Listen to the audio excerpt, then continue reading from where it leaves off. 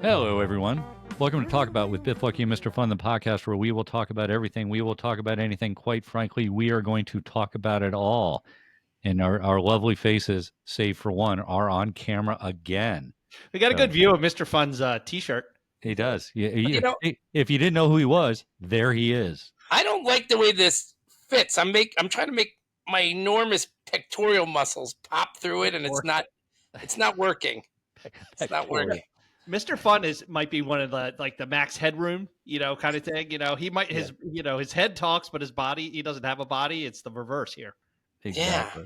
Yeah. But anyways, Rockfish let us in with Chesapeake Time. Heard from Rockfish this week. Have some live videos that he shot last week in the unbearable heat. So I'm going to post those on our YouTube channel, which has gotten quite a bit of play between the videos themselves and the shorts that we have been doing. We've had several thousand people seeing the three of us in one form or another and having a great time doing it. So we will post more there for sure. Just real quick, Mr. Fun just said pectoral muscles. I'm pretty sure it's pectoral, right? Are we correct with that one? Yes. We also got a one of our listeners, Jim M from Ocean City, pointed out that Mr. Fun didn't know how to say Velveeta. I can't even say it now. He said Velveeta. Jeez. So there are a lot of things. I also said infertility instead of infidelity the other day. Got me in trouble. That's right. So good. So, Mr. Fun, I know you're having a drink. What are you drinking? Well, I'm drinking a Scotty's Bay Breeze today. We had these. Scotty's had an event down at the beach, and I decided to replicate it, and I couldn't be happier. It is cranberry juice, grapefruit juice, Scotty's vodka. It's 1.5 ounces of the juices. 2 ounces of the juices and 1.5 of Scotty's vodka. But tonight I was feeling a little frisky, so I did 2 and 2 with a lime for garnishment. Nice. Well, I am not drinking, but I am wearing Scotty's vodka shirt. Nice. It's always good to have some swag there for our favorite vodka company. So, again, go out there and drink more Scotties, everybody. So we did go to the Angler Inn event. Mr. Fun and I did. It was nice to see Jen and Scotty doing their thing. A lot of people turned out for that event last weekend. It was good. Well, good. Mr. Fun, do you have a joke of the week? Yeah, well, speaking of being headless, an airline attendant once came up to me and asked me if I wanted headphones. And I said, that would be nice, but how did you know my nickname is Phones? That's fun. Lucky is it stumped him for a second there. No, it's good. Okay, all right. I just want to make sure Lucky understood that. So, where in the world is JK? He is in two places that I'm not sure anybody wants to go to: Amarillo, Texas, and Chino, California. Having been to both places, they are good places to be from. I think you don't want to go to either. So, really, anyway, I went to Chino and it was okay. You don't like Chino? Chino? Oh, maybe I went to Chico. You went to Chico, probably. Okay. Chico's What's Chino? Well, Chino's outside of LA. Chico's up north. Okay, got it. Yeah, Chino's out east. All right, I'll take your word for it. So the Chino, I think, is there's some songs that have lyrics about Chino, California. So and Chino are those white things that Biff occasionally. They are. Who knew that the namesake of the white pants, not jeans that I wear, are from Chino, California? So they're very good, Lucky. Very good. So Lucky, a lot going on in the world. What's going on? There's a lot going on in the world. But every now and again, summer slows down a little bit. You see vacation, everybody's taking vacation. The world slows down a little bit, but there's a couple things that are going on. One of the things that caught my eye this week is people. Okay, so we do New Year's resolutions. You do it at the beginning of the year.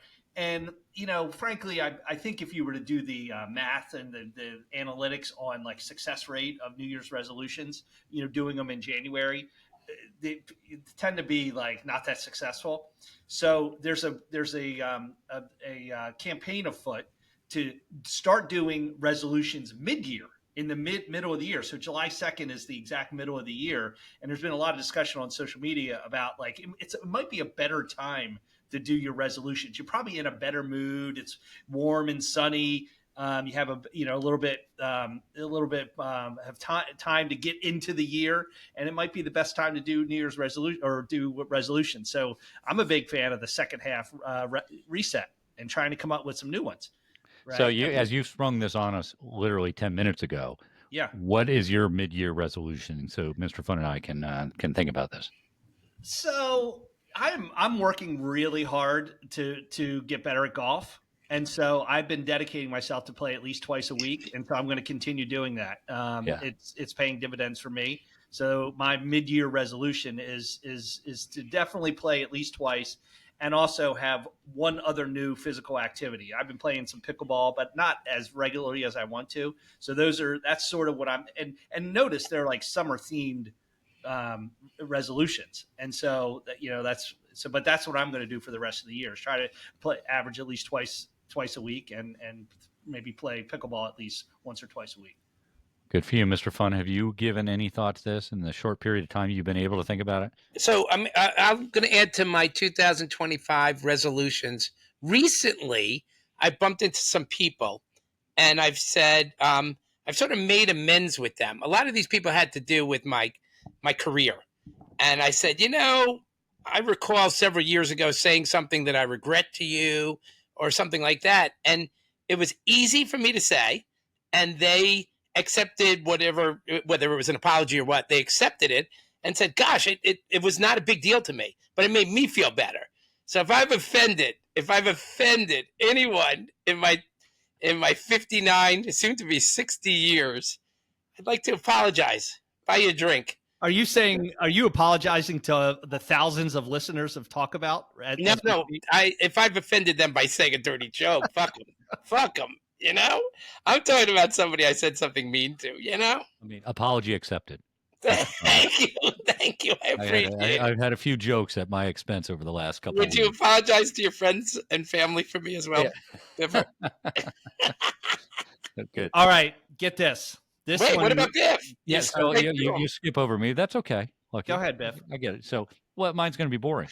I did, because big thing for me last week. I got my book through the U.S. Copyright Office. Oh, nice. So it has been approved. So the publishing is now, I got the second half of the year going. And I was a little bit worried about a couple things. I'd done some musical quotes in my book, whether they would pass muster in the Copyright Office.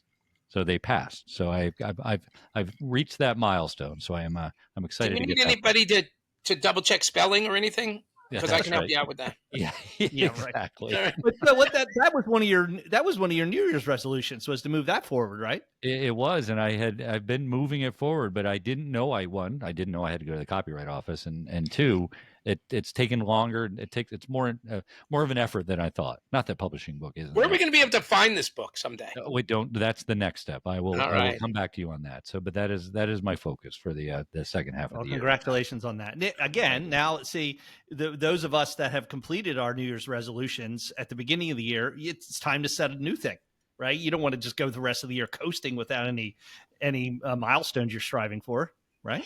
So, wow, is that a critique? Your apology accepted as well. No, I'm just saying. I'm same with me. Same with me. You completed it too quickly, Biff. All right. So this one really shook me this week. So I'm a big reader of the physical newspaper. I get the Washington Post, Baltimore Sun, and it's at times in the past I had gotten the Wall Street Journal. So it's my part of my normal routine. I'm an early riser. I get up in the maybe 6 a.m. average time in the morning. Get out, get the newspaper, drink some coffee. So this Monday, I pull out the newspaper. The Washington Post is what I start with. And I usually go to the sports page first, especially on a Monday after weekend of sports activity, just to sort of see what's going on. There is no sports section in the separate sports section in the Washington Post any longer. And I'm like, what's going on here? Because it went from the front page to the advertisements, and there was a style section. And I'm like, there's no sports, there's no Metro. So I go to the front page, and I'm looking around, like, to see if there, so I turn over the second page, and there's this explanation. So the Washington Post now, for the first time, is rolling the sports section, the Metro section inside of the style section. So style section is a section that I normally avoid. It's just something I really care to read, but I read every other section. And it's ridiculous. I mean, the sports section is now marginalized, and I'm not really happy about it. Can I assume it's many less articles? It is. It looks like it's smaller, And the thing that bugs me the worst is, okay, so you open up the style section, you go through, 4 or 5 pages of the style section. The comics show up in the section before the sports section does. Wow. I'm like, come on. But Do it is smaller. Do you know that Dave Parker died yesterday, the day I saw before? that. Biff, do you know who Dave Parker is? Pittsburgh Pirates, right? Pittsburgh Pirates. Nickname? Good nickname. Cobra.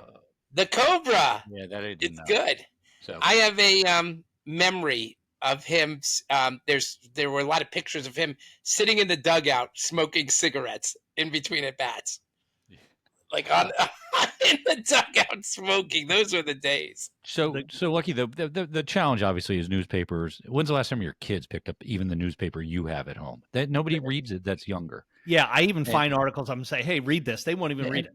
So that's the first challenge. Nobody reads them because they get everything online, which is then the next challenge for sports is everything's immediate online. Yeah. And why wait until the morning to find out how the so-and-so baseball team not in your hometown did? You can get it that night. And so at best it's an editorial, right? It's interesting that you say that, though, because I didn't watch the NBA draft, and I was excited to read about the highlights the following morning. And I don't watch West Coast baseball. I read that the following morning. So but I have it. I don't read it. I'm sorry. I find it on the internet. Yeah. So, so I think that's the challenge. Yeah. The newspaper is expensive now. It's $2.50 a day on the regular weekday. Back in the day, you'd put a quarter in or 35 cents in to get the Post. So I'm really contemplating breaking the norm and not getting the hard copy paper. I mean, it's just, especially, because I do like this. I like the Metro section as well. And it's minimized as well. So, I'd much rather, I like the hard copy because it's one less thing. I do enjoy reading things online, but it's one less thing. I like, it's an alternative media than the phone or the computer. And they're pushing me towards that way. It seems, so it's black and white and red all over. That's it. That's Newspaper. That anyway. And a skunk with diaper rash. I'd be curious if anybody else has any of the listeners have any feelings on this, or am I the only one that really cares about this? So anyway, hey, I talked about this last week. So the Unclaimed Baggage, the company that's based out of Alabama, that is the recipient of all the lost luggage, and they've been selling the contents of people's luggage since 1970. We talked about it last week. So my son, who basically discovered this site and wanted to give it a run, his 6 golf shirts that he ordered came in the mail, and they actually were really, really nice. He got some really nice shirts for a really cheap price. I think he got 6 shirts for like $80, and there's some really nice brand names. So were they packaged like they were new shirts? Were they folded? No, they're definitely. They were clean. So we don't know if they were coming or going from vacation. So, but they were clean and folded. Not stained. They looked relatively, they're not brand new, but they look pretty good. So do you think he wore them without washing them? No, he washed them. He washed them. Yep. So I went on the website because you mentioned it.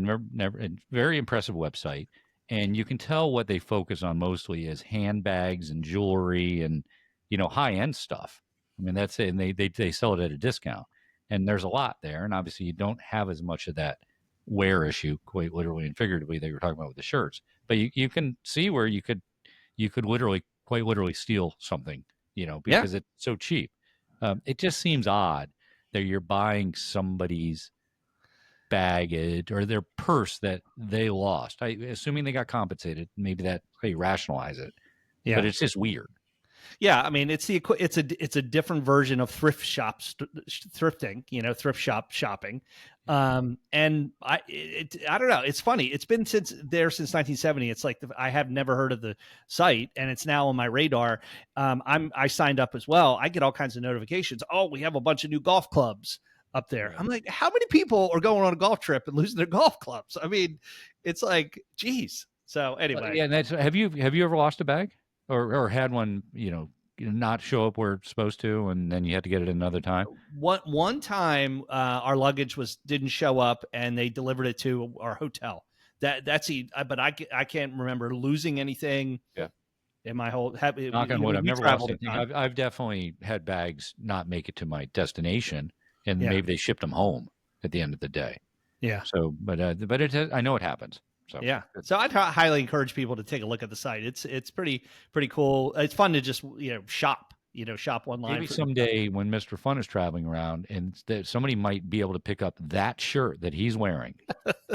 You never know. You never know. I'm not taking this off. I'm never taking this off. I've had that. So I've gone to thrift stores, and if I see like a University of Maryland shirt or something like something from one of the high schools my kids go to, I feel guilty seeing it there, and I'll buy it just to have it, because it I don't want to see a Maryland Terrapin sweatshirt like just in the mix with all kinds of other random stuff that people donated. Yeah. You're going to save the world one sweatshirt at a time. 100%. 100%. All right. The other big news this week, and I know we declined our invitation to this because we have other things going on this week, but the Bezos wedding was going on in Venice this week, and I just wanted to we really need to put our heads together and decide what we're going to get them for a gift, because they're the people that have everything. So I was just curious, what do you think we should send those guys? What should we send them? Well, a gift to him would be more subscribers to the Washington Post, considering he owns it. Yeah. Right. Hey, that we didn't go to the wedding, but I went to his bachelor party, and he had different species at his bachelor party. I passed out and I had no idea what came over me. Yeah. What do you think his bachelor party was like? What do you think it's like? So. What do you think happens at the Bezos bachelor party? Nothing. Yeah, like rich people don't have bachelor parties like we have bachelor parties. Sure they do. They're like freak-offs, like Diddy's. I was going to say, because of Diddy, they would not have any cameras there. Nobody would know. They all had to sign NDAs. I'm sure it's all behind closed doors. Right. So I think we should send him a case of Scotty's vodka. It's probably something he would never have an opportunity to get. So we might need to put a case of Scotty's in the mail. Send him some used baggage or whatever the name of that. Used luggage. Unclaimed. Buy him a nice Chanel bag with unclaimed luggage. So he's obviously catching a lot of shit for the renting the island and a lot of other stuff. Spending $54 million. I think that's the number. Between 11.5 and 35 is what. I thought I saw 54. Okay, yeah. But so let's call it 30 million just to take the high end of those numbers. Should he be criticized for spending that much? He's worth how many billions of dollars? And that's chump change in the scheme of things relative to his net worth. And Venice is probably loving it. It's 3 days in Venice, and their economy's taking. I was just going to say it's a distribution of wealth. He made some people some money. Yeah, he just gets critiqued that it should be used for something else. And yes, everything can be used for something else, like buying more Maryland sweatshirts from, that's right, thrift stores. Yeah. But it's his money. He can do with what he wants. Yeah. Well, the thing. Okay, so they had a post. So they had the wedding, and then the day after they had a pajama themed party. Did you guys see any of the Oprah decided not to dress up in pajamas, but Tom Brady did, and they show him with some fancy. A bunch of the people who went to the second day event had these really expensive pajamas. Speaking of Tom Brady, so Sydney Sweeney. This is going to be a circuitous way to get back to Dr. Squatch, one of our original product testing items. So they were seen as sort of an item coming out of the wedding, right? Yeah. And but I've got Dr. Squatch was sold this past week to Unilever for $1.5 billion. And one of the things they did last year in a promotion was they made a Sydney Sweeney bathwater scented soap. They made 5,000 bars called Sydney's Bathwater Bliss. So they made soap from her bathwater, and over 1 million guys tried to get a hold of a bar, and they made 5,000 of them. It was one of the best promotions. Well, how much? What? How much was a bar? Well, they're like $6 or $7. I don't think they charged more for the bar. It was just all about the promotion. Did she pee in the water? Oh, come on. Probably. I bet you she did. She had some pube drips in the water, something. Boob sweat. I don't know, something. So it gets How long you was she thinking. in the water, Biff? How long was she actually in the water? I don't She know. takes but, long baths, Mr. yeah, Fun. I would think long baths. Long enough to wrinkle. Was she in there long If enough to she's wrinkle? pruned. Wrinkle and tinkle. If she Yeah, so- wrinkled and tinkled, those could be worth a ton of money. So you were obviously asking a question, Mr. Fun, about the price of the soap, because what if we did a Mr. Fun bathwater Bliss bar? I'll pee in the water if you want me to. What do you think that's Yellow. worth? What would people pay for a Mr. Fun? $1.99. $1. That's $1.98 That's more the- than most. People would be afraid to take that into the bathroom because they'll That's accidentally for use a it. minute, rubbing on your bodies soap made out of the water that I bathed in. Just imagine it for a minute. I would love that. I would love that. That's Or kind of a combo. That's kind of a turn on for me. Hey, listen, do you know Sydney Sweeney also? She wanted to she tried to order milk because she wanted to also take a milk bath. And the guy said, do you want pasteurized? And she said, no, just up to my tits. All right, here, let me ask you about this. Okay, so this Lauren Sanchez, who married Sydney Tony, Sweeney has big boobs. she Like, does have big boobs. Yeah. She does. So Lauren Sanchez married Jeff Bezos. Okay, and so she's a what? She's a like a TV head, talking head kind of thing. I don't know her background. Yeah, I think she is. But what do you think? Like, what do you think the attraction is there? I mean, is it the money? She's probably got some money, and he's got a lot of money. But like, what do you think that's really love? Is this real? Well, Of course, she loves money, and that guy's got he's the richest man in the world, right? No. But you know who she was married to before Jeff Bezos? Who? Tony Gonzalez, the tight end from the Kansas City What? Chiefs. Big look. Yeah, they were married before. They had kids. They have kids together, at least one. Oh, how'd you like to be Tony Gonzalez? So thanks for Mr. Fun for actually giving us the live footage of you pouring your drink in. So what's the attraction? You know, they run in similar circles, I'm sure, and you know they find each other attractive. I don't know. I mean, it's it's not like she's not like Bill Belichick's girlfriend who's 27, right? Right. Yeah, at least they're similar aged, I suppose. Would be. I think he's older. I think he's older. He's older. I don't think he's that much older though. I'll be right Right. back. Look at All this. right, This is all right, Mr. this Fun. is podcast. In action here. Mr. Fun has walked away. He left his phone though, which is good. I guess he's thinking that I'm going to hit pause, but that couldn't be further from the truth. Well, we'll the show will go on. Let's go okay. on. I got a couple other things real quick. So okay, so it's we're a quarter way through the 21st century. Yep. So the New York Times did a top 100 movies of the 21st century, and it was really interesting for me to look at the list because again, more and more of the movies that are we've talked about this before that make the Oscars and the Golden Globes, like people don't see them.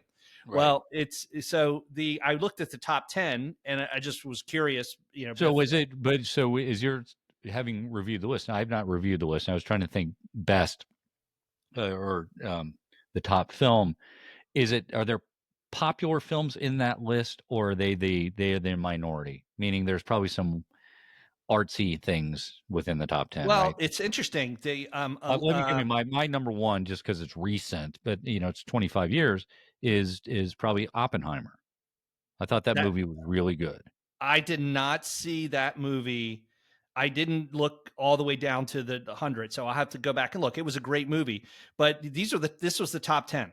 Parasite, Mulholland Drive, There Will Be Blood, In the Mood for Love, Moonlight, which was a great movie, No Country for Old Men, I watched last night, Eternal Sunshine of the Spotless Mind, Get Out, which is like a horror film, Spirited Away, and The Social Network. Those are the top 10. So, and of those, a few of them I think are overrated movies. I forgot the names that you just gave out. I saw No Country for Old Men. I saw There Will Be Blood. There was one right before that you mentioned, which is Moonlight. Just some of these are just the Parasite. Isn't that number Korean? one? Wasn't that the Korean movie? Yeah. Yep. And these are some of them are just hard to watch. Yeah. Let alone, I mean, people they so intellectualize them. But Social Network was quite a good movie. That was number 10 on your list there. Here's right? about a quarter of the films on the list are in a language other than English, reflecting both the global scope of the voters of this list and the international nature of like the cinema scene. So says the New York Times. I mean, Yeah. and nobody. That's just it. Again, that's that's speaking to the Oscars crowd. Yeah. That's my view of it. Well, here's it. Fewer Best Picture winners made the list than you might expect. There are three in the top 10. Parasite, No Country for Old Men, and Moonlight were best picture for Oscars, but only 7 others are scattered throughout the list of the 100. So it's interesting. Like it's just the compare and contrast of the best pictures of the last 25 years, and there's only 10 of them on the list. So there's 15 not even on the list, right? Which is crazy. But well, here's Mr. Fun. I'd like to welcome Mr. Fun back, and technically, Mr. Fun. So we'll share this with the audience. You got to close the other browser tab that you have. Oh, I don't know how.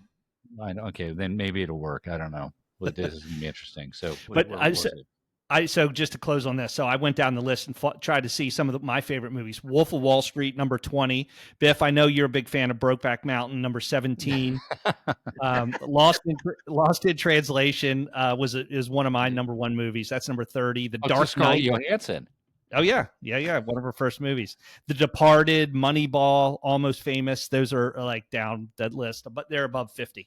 So, but it's a list. I'm now going to reference this list for probably the next month or so as I'm trying to find movies to watch. I watched No Country for Old Men last night for the first time. I hadn't seen that. Pretty good movie. That's with Colin. Who's the lead guy? Very good actor.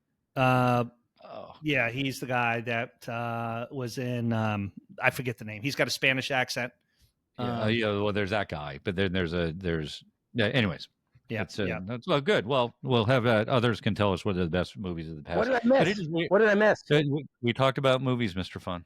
We I talked got about that thing movies. that said your computer's low on battery, and then 13 seconds later, it went dark. Yeah, I ran faster than I've run since I played kickball in 6th grade. I made it up the stairs, grabbed the charger, came back down, dove onto the couch. It was incredible. Nice recovery. It was incredible. Well, hey, it's time for a joke. I think it's time for a joke. Is it time for a joke, Bev? Yes. Well, yes. Anytime you want to tell a joke, Mr. All right. I used to run a dating service for chickens, but I struggled to make hens meet. Okay. Wait. Okay. So I got a question. Are you that kind of joke? Is that something you'll use in your normal, day-to-day life? Or you save those just for the podcast? No, somebody will mention chickens, and I'll just pull it out. Okay. Yeah. Well, good. Speaking of pull it out, why can't Miss Piggy count to 70? Because at 69 she gets a frog in her throat. No. Okay. I've said something similar. It was similar, Biff. It was similar. So how many podcasts have we done, Lucky? 1,000? A lot. I come up with 14 jokes an episode. It's so hard. We're 100. We're 131. All right. Let's say I come up with 5 jokes. That's almost 600 jokes. It's very good. I can't tell which ones I've told already. So, but the thing is, you got to be writing new jokes every week. You know what I mean? Like there's the number of jokes is infinite. Lucky, right? I'm a human being. I'm not a jester. I'm not a fucking jester. Aren't you an ancestor of a jester? That's right. No, that was a molester. Not a. Oh, got it. You're an ancestor of a molester jester. True. It's ridiculous. Okay. What else, Luck? Okay, I have a prediction to close. Okay, and this one's a big one. Okay, so probably like 20 years from now, we'll run the podcast. We're going to go back to season 2 or 3 or wherever we are. I'm predicting the demise of Uber right now. Oh, what happened to you? Okay, so in 2023 is when they implemented the dynamic pricing, like this algorithm that would basically, using a lot of factors, basically you would open up the phone, pick a ride. It would use some factors to basically determine the price of your ride. Okay, right. And what it was also doing was predicting how low of a price that's a driver would accept. Okay. So when this dynamic pricing came out, it was more like focused on the end user, the consumer who was taking the rides. But there's been 2 major studies done, and one of them got released this past week, that basically said the prices are going up for an Uber ride, which I think we would all recognize that. But more of the profit is going to Uber and not the drivers. And to the point where I think they're cannibalizing their main input into their business, which are these drivers. So I'm predicting right now, I think they're getting a tad too greedy, and the consumer is starting to question, hey, this is expensive. But I think also they're going to start alienating riders to the point where there's not enough, and then the service deteriorates. That's my prediction. Wait, I was catching my breath after sprinting, and so I missed the beginning. So wait, do you think they're going to be replaced by something else, or there's not going to be? No, I think they're cannibalizing their main components of their business. They are continuing to increase prices with this dynamic pricing to the end users, the people who are taking the rides. But the studies that have come out has said also that they're diverting more of the money away from the drivers to their own pockets. So what's the alternative for a guy who, Well, maybe this is the opening for the autonomous vehicles, right? Maybe that's where Uber's greediness is creating an opening for potentially the alternative. Is my prediction. It could be, and I'm sure Uber is going to go into the autonomous business as well, right? So they've got, labor is the biggest expense for a lot of businesses, right? Uber's no different in that regard. Probably that's not true. They've got technology behind it, but it's an issue. I mean, but I think cost writ large is an issue. I'll just do my personal gripe. Living down here, the food at the beach communities has gotten just ridiculously expensive. Yeah, I mean, it's just like 2 of us, couple drinks, entrees. You're $120 into it. Not that I can't afford $120, but you're like, to what end? Yeah, are you getting $120 worth of satisfactory food? And I'm not sure that's true in all cases. If you remember what you call a girl who won't get blowjobs, right? Uber. No, Mr. Fun. Uber. What? You call Uber for her. Get her home safely. Oh. Very good. Very good. So, it's fun. So there you go. That's a new joke added to the list of jokes. Yes, that was good. Well, let me mark that one down. Okay. So, minibars are disappearing. I read this article. The minibar was invented in 1974 by, I believe, Hilton at a hotel somewhere overseas, where they came up with the concept of minibar. Then everybody had minibars. Did you ever partake much in a minibar in your life and travels? And was it mostly for a candy bar? Was it for the liquor? Was it for something else? What was it that you would normally get? For me, it was usually you come back from a dinner, you want another drink, you go dig out whatever they had in there, and if you didn't eat dessert, but you grab the candy bar. But it was usually late night when I was already drunk. So they became very expensive to manage. So there was one hotel they talked about that had 8 people that were required to stock minibars, right? Because you got to go through the rooms, and it's all that inventorying, and things are stolen, and people are bitching about the bills and all that other stuff. Then it went to electronic stuff, right? They had the sensors. If you pulled something out, it charged you. But they're basically gone now, because they think that, going back to the Uber discussion, things like Uber Eats and things you can order online to get your food and your drink are easier, and they're easier for hotels, frankly, to manage as well. Where are midgets going to go for a drink if they can't go to minibars? That's very good. Yeah, what you see more of though is like down near the front desk, the little side area where they have all the snacks and stuff. It's like it's the major bar, not the mini bar, but you go in there. They talked about that too, right? Right behind the reception desk. They've got the self-serve bars there, so which are convenient for sure. So the other thing for me this week, went down to Charlotte. We went down to visit our daughter and her fiance, and we ended up one night going to a hockey game. The Charlotte Checkers, that's the American Hockey League, so that's the AAA of hockey, was in the Calder Cup final, which is the Stanley Cup of the American Hockey League, and they were playing a team from Vancouver. By the way, that day outside it was probably 102 degrees, and to go watch hockey was a little ice hockey. It was a little odd, But the whole notion, it made me think of a couple things. So ultimately, Charlotte lost. It was Game 6, and so it was a deciding game, and the Vancouver team, Abbotsville, I think it was the name. It's a suburb of Vancouver. They have a AAA hockey team. They won. So they won the Calder Cup, or their Stanley Cup. And they went cheering like it was winning the Stanley Cup, but it's obviously not. But it got me thinking, it was like, one, for some of those guys, it's probably the only professional trophy they're ever going to win, which is interesting. But two, it got me more thinking about Charlotte, which Charlotte, has some professional sporting franchises, right? They have a basketball team and they have a football team there. But then they've got minor league baseball and hockey.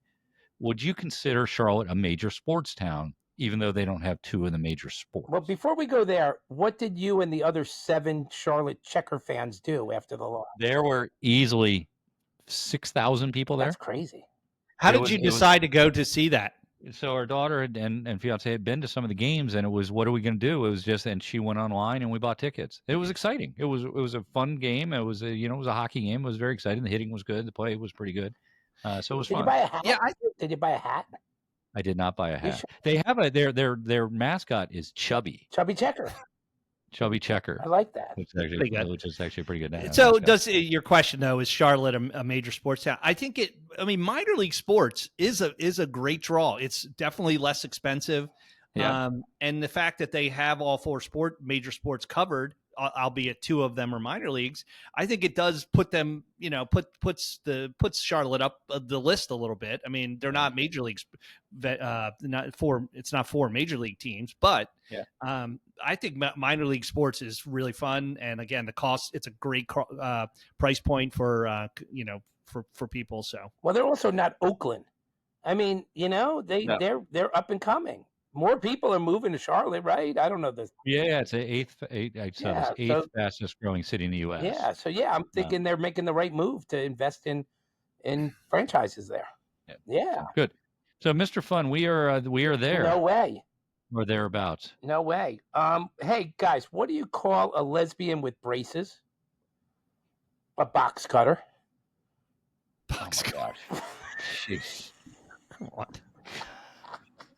That's your risque joke? I like it when you guys drink before I have to come up with these jokes. It's not fun. It's not fun. It's why they serve drinks at comedy shows. It's not fun. That was good. I got That's nothing. I funny. put my life on the line running up those stairs to get the charger Okay. for this podcast, for this damn podcast. So the next checklist I'm going to have to add, battery, charger. Jeez. I'll remember. I had no idea it was coming. I had no Absolutely. idea that was coming. So, Lucky, we are getting feedback, a fair amount of feedback, and how would they get it to us in typical fashion? Well, the easiest way is to send us an email to talkabout2023@gmail.com. Now we're going to be, the 3 of us are going to be down at the beach for a decent amount of time next week. And so if they see us on the street, you can always come up to us and say, hey, I like that. Or you got a question. I wouldn't Okay. mind a hug. I wouldn't mind a hug.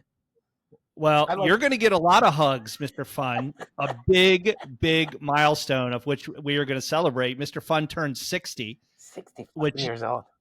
That is crazy. And we're going to celebrate your day on July 3rd, right? Yeah. And again, if I've offended you in any of my 60 years, I'd like to apologize. No way, man. It's all you on July 3rd. You know where it gonna comes from, by the celebrate way, your birthday. is when I die, I want to set the record for most people at my funeral. Like, can you guys make that happen?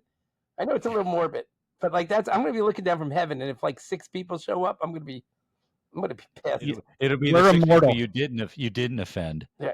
That'll be the 6 We'll people have that open show up. bar. We'll have open bar after it'll be a Exactly. Irish funeral. Is there such a thing? So we had one of the things we did. We talked about last week. We did an eating challenge for ourselves last year on 4th of July. We put out a request potentially for others that want to challenge us, and we did get a couple of groups that want to do that. We will figure out when to do that. Maybe later in the month of July. Wait, we got a couple? We did. Well, one was from the Crotchety Old Men podcast. Oh, yeah. Yeah. Right. And the other was the aforementioned last week, Droopy Slab and Doodah. Our big fans. Our big fans. I who took understand. offense- Dude, I got mad Yeah, which you need to apologize to him. because I called him Husky. Because I call him Husky. That's Well, here's the thing. Wait, husky's a compliment for guys like me and Duda. It's a compliment. Here's the thing, though. So last year we did the podcast. We were just doing podcasts, but now we have this awesome YouTube video. Don't you think people are going to want to see us drink 12 beers, eat 12 hot dogs, and eat 12 donuts? I do. I believe that would be the case. So While we will conducting an interview, right? Yeah, we'll do well in some respects, but we will get that handled and we will get it online and we will let everybody know when that happens and we will videotape it, whether it's ourselves alone or then for later in the month with others that want to compete against us. I'm not exactly the Joey Chestnut type. Who's the Kobayashi? And somebody can be the Japanese girl that eats the hot dogs too. Mr. Fun is that? Yeah, there we go. I'm So good. I'm the Kabasi, not the Kobayashi. I'm the Yeah, that's very good. So as like you mentioned, we've got a YouTube, and I said that at the outset. So if you're watching this on YouTube, also please remember we have a podcast. So if you're traveling out and about in your car, go to Spotify, go to Apple, go to Amazon Prime, pick up the podcast, talk about with Biff Lucky and Mr. Fun. Please do that. If you're listening to this on podcast, please go to YouTube and go to @talkabout_it_all. Right. So that's where you can find the video if you want to watch us. And then also be on the lookout for any of the shorts that we are putting out there, which are kind of fun little snippets that we are posting everywhere. YouTube, Instagram, X, Facebook. We're getting it out there. So hopefully everybody's enjoying that. So good. Anything else, Mr. Fun? I feel like we're teetering on the edge of great fame and notoriety, and we could really use people's help to push us over the edge. So listen to us, share the podcast, and subscribe, please. Subscribe. Yeah, please subscribe. Please participate. Please subscribe where you can. Yeah. So good. All right. Well, great seeing you guys, and I will look forward to seeing you guys in person this week. Until we do it again next week, let me just say goodbye. Okay. We are back for the outro. It's been a while since we've done a live outro. Mr. Fun, your birthday's coming up. Anything you want for your birthday? Biff and I are doing our shopping this week. I just want peace in the world, and I don't know what would I know. I got nothing. I got nothing on my list. A piece of something. I told the kids to get me boxer shorts. That's all. Come on. That's it. No. Yeah, I'm a simple man. Just need some underwear. That's all I need. I'm a simple man. Well, we look forward to celebrating your birthday and sending you into year 61. Year 61. It's good stuff. That's crazy. But you know, when I went blank there, when my computer turned off, I sprinted like a 23-year-old. I don't know if you saw it. It was too fast to say. I do want to apologize for those of you on YouTube who saw my crotch in your face while I stood up quickly. They usually see that on your OnlyFans channel. You do tell jokes like a younger man, Mr. Fun. You don't tell jokes like a 60-year-old man. Thank you. I think that's a compliment. I don't know. It might be. Like a younger man, like i.e., an 18-year-old with your risque jokes. Yeah. All right, I gotta go. Listen, hey, what do you guys what do you call a ape playing with dynamite? Because it's coming up on what? Some sort of ape playing with dynamite. A baboon. Baboon. Really? That's the one. That was like a joke of like a 7-year-old. I know. You're definitely not. I saw that on a popsicle stick one time. Very good. So, this is the outro. How do we close this thing, guys? We're never saying goodbye until the next time. I'd like to thank everyone who listened to us this week, who's listened to us in the past, and who will be listening to us in the future. We'll be back. That's good. I'm glad. Thank you for not screwing it up. All right. Yeah. Baboom.